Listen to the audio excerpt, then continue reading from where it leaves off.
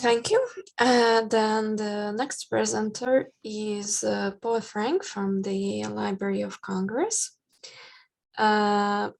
His invitation to this event was a bit of a heat of the moment thing. I heard him speaking in this year European BibFrame workshop, and I thought his ideas would be a good fit for our current program. The title of his presentation is RDA LRM and Aggregates, Practicalities and Aspirations.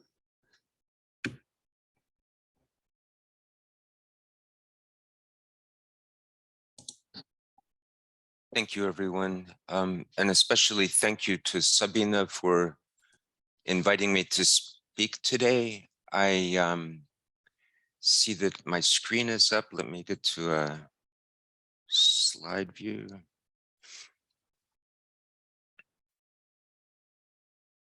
Okay, hopefully you can see my screen. Thank you again. My name is Paul Frank.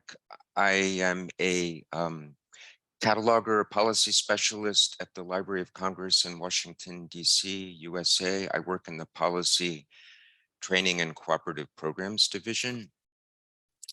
And I want to talk today about some practicalities with aggregates. I'm not going to question any of the models, but in my role in the division that I work, I do training. And so my role here today is to try to explain this model to catalogers. And I have a very strong admiration for catalogers and their practicality. So I want to propose from a training standpoint a way to make the model work. And as a trainer, often theory meets reality. There are some areas where we just sort of twist the model to make it work. The model is still secure, but we have some practical implications to applying the model. And that's where my talk is focused. So I have 5 general topics to cover in this short time. Theory meets practice and flexibility and pragmatism. Those first 2 topics really form the my approach to this. Let's make this work. We have something to implement. How can we do it that makes the best sense to catalogers, to users, to everyone involved in the process? And then in my I have 2 test cases, which may be the test cases that somewhat twist the model a bit, but I'll leave that up to the experts to correct me. And then I'd like to just think of a future practice using BibFrame hubs. Now, what you will see in my test cases is that I'm using BibFrame. The reason for this is because the Library of Congress has been experimenting with BibFrame since 2015. And in a way, when you're testing something, you have the freedom to experiment and try new things. That's the main reason I'd like to use BibFrame in my test case examples today. But there's another reason. We knew very well in 2012 when the Library of Congress and the Program for Cooperative Cataloging, which I also represent, when we implemented RDA, that MARC was not at all the best communication format for RDA. And I'm talking just about original RDA. And my experience with official RDA, with original RDA convinces me that MARC is even less equipped to express the relationships in official RDA the way they should be expressed. So that's why I like to look to the BibFrame model, which I think is much more strong a communication format for expressing official RDA. Theories are tested through practice, and I'm quite awed by the presentations that Heidrun and Melanie gave us about the modeling and how they interpret the models. But at some point in the process, the model needs to be tested, and this is the approach that we're taking here. I was a member of the PCC task group on aggregates, and Heidrun mentioned that task group's work, and actually linked to our reports in her presentation. What we did when we were tasked to develop ideas about aggregates and how they could be implemented in official RDA in PCC cataloging, we had a very strict line, and our responsibility was to allow official RDA to be used without any changes to the way we were doing cataloging under original RDA. Now that might be, that's somewhat unfortunate, but it's realistic. This is a realistic approach to say we are implementing official RDA, and we want to be able to continue to do the same thing that we're doing now. We don't want major changes, even though the model behind official RDA might have changed quite a bit. But in the process of doing this, our task group realized that the aggregates model had many possibilities for us, and that's for catalogers. And that's why there are actually 2 reports from our task group. Both of them are based on continuing existing cataloging practices, but we also wanted to include, why do we do things the way we are?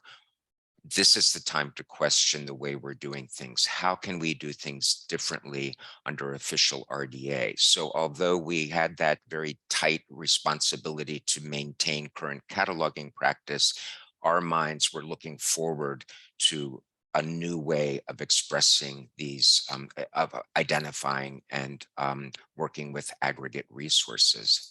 We also had to focus on continuing current practice because of backward compatibilities. Now, there's a phrase that we use quite often here about that says the future is greater than the past. So when we develop something new, if it can be proved to be effective, we work with it and we move forward, and we don't necessarily go back and correct previously done works or resource descriptions to follow that model.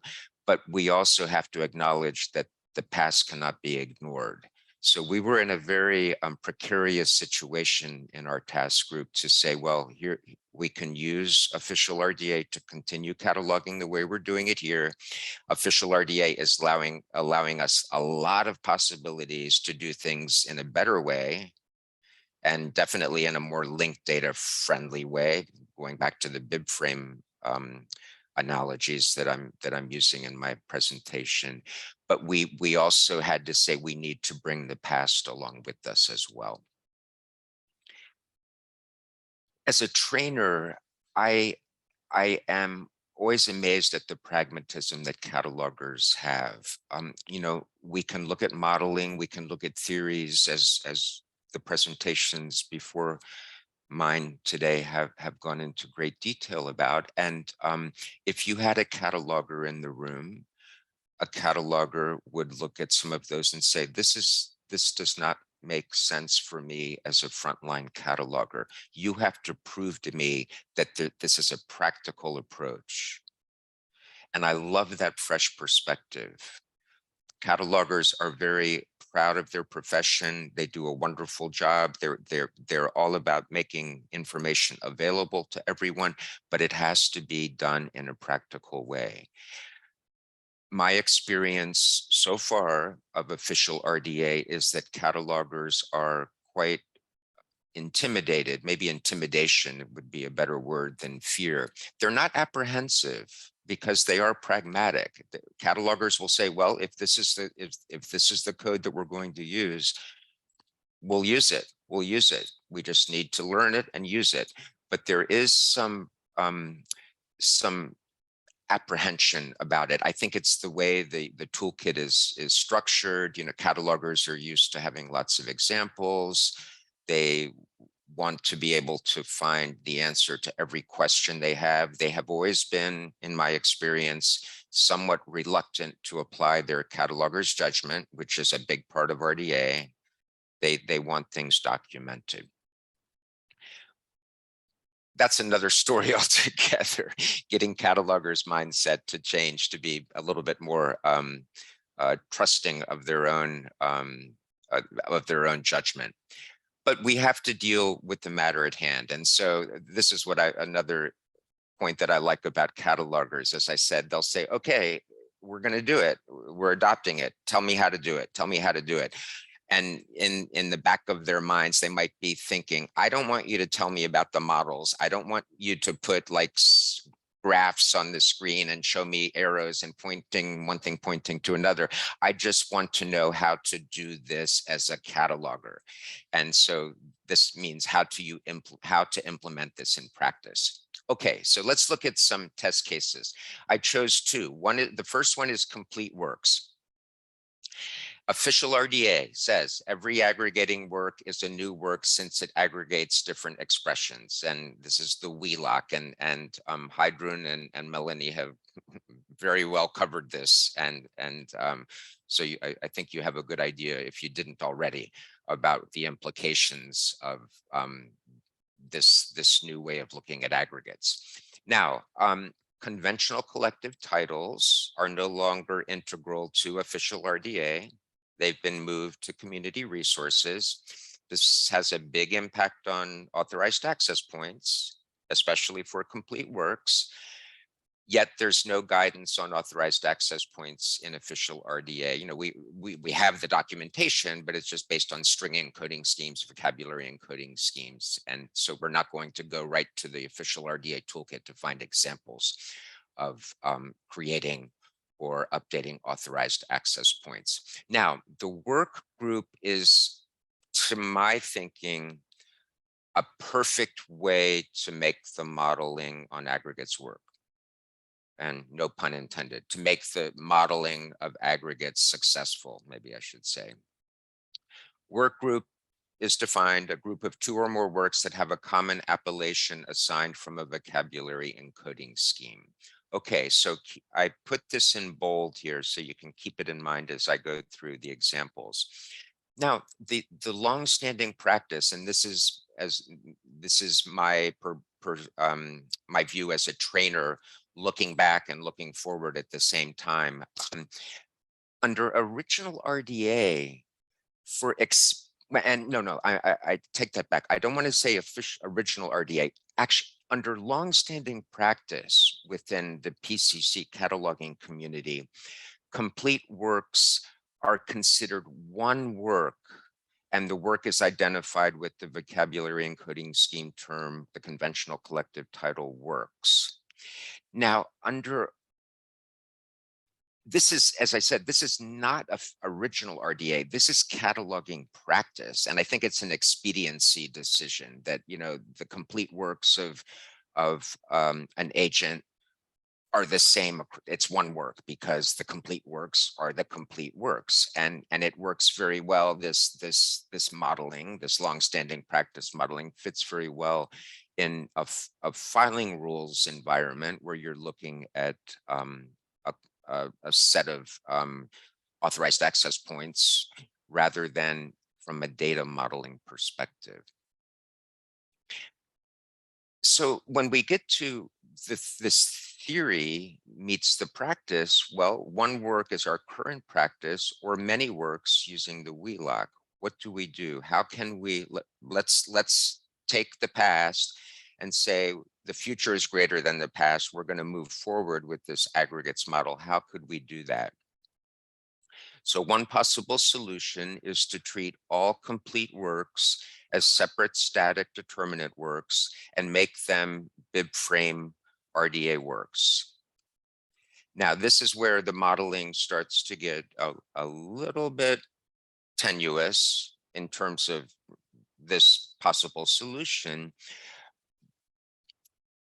because there's been modeling in BibFrame to help align the Ferber entities with the BibFrame main entities. And what is a possible solution is to, and it's a way to integrate the two models in a potentially successful way, is to consider that a BibFrame hub, HUB hub, or another term for that would be Opus, or Superwork, depending on which editor or model of BibFrame you were looking at, make those equal to Ferber works or LRM works, and then make the BibFrame work align with the Ferber expression, and then manifestation instance and item really are already well aligned. But a possible solution and an implementation, at least a BibFrame implementation of the aggregates model for complete works would be use the designation works plus a differentiation to differentiate.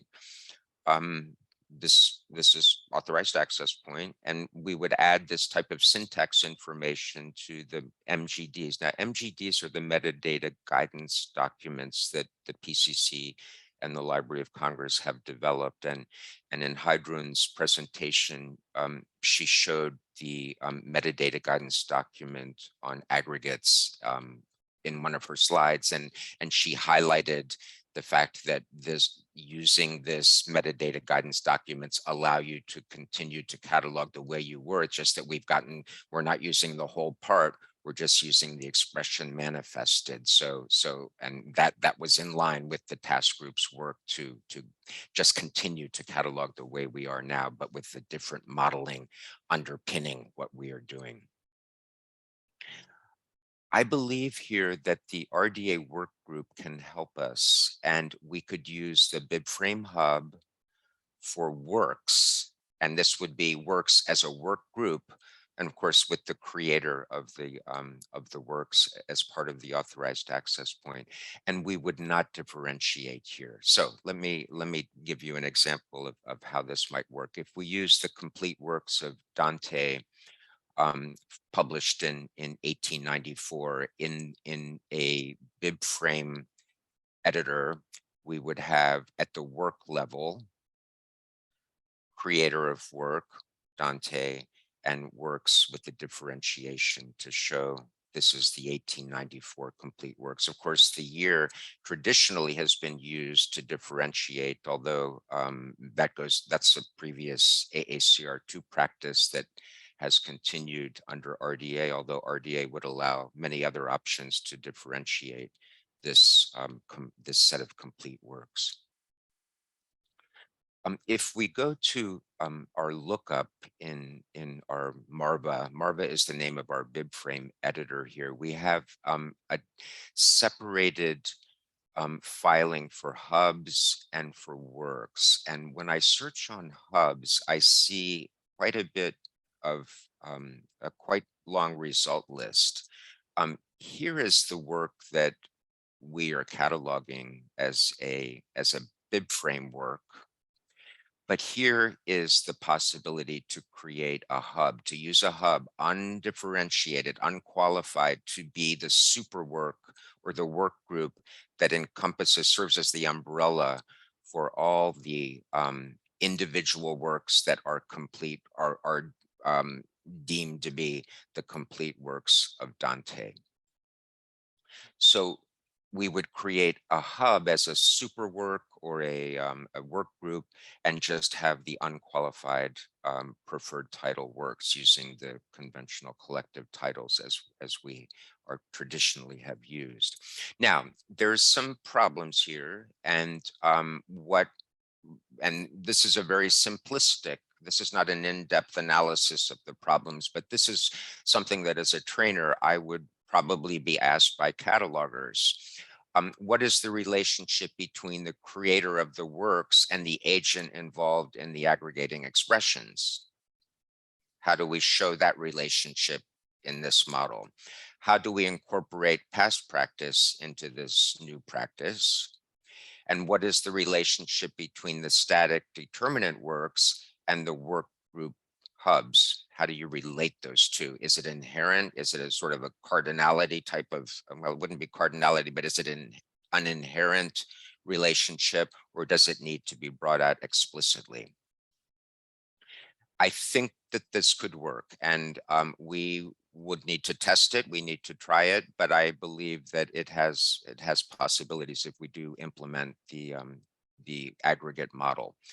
Now, the second test case is for aggregate translations, which it introduces a little bit more of a wrinkle or a complication to cataloging.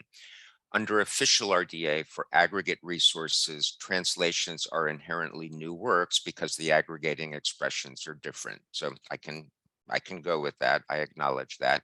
But this means that the title of the translation can be the preferred title. And this is a real improvement in my estimation to official RDA.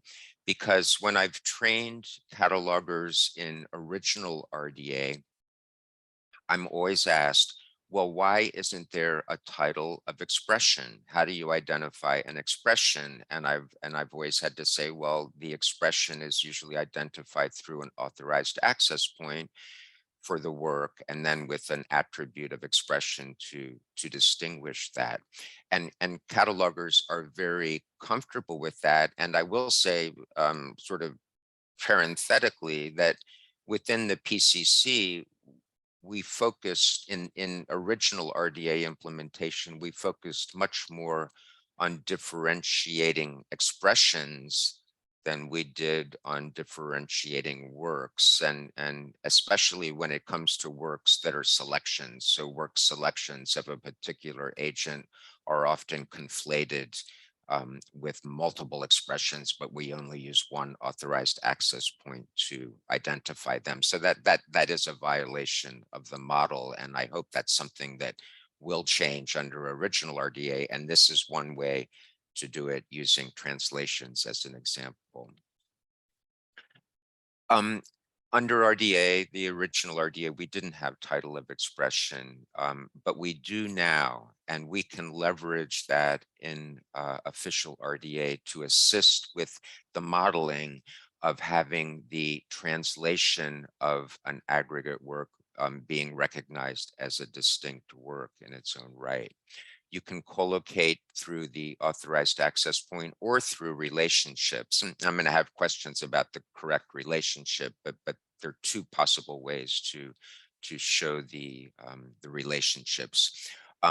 Explicitly identify the relationship between the translation and the original.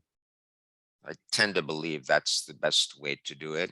Do not infer it from an authorized access point, but then I'm questioning, this is where the practicality of catalogers will enter the picture. They're going to say, well, we have this relationship translation of, which is very useful to me and very useful to users, but what about this related work of work? Is it technically a related work of work when we have a different translation?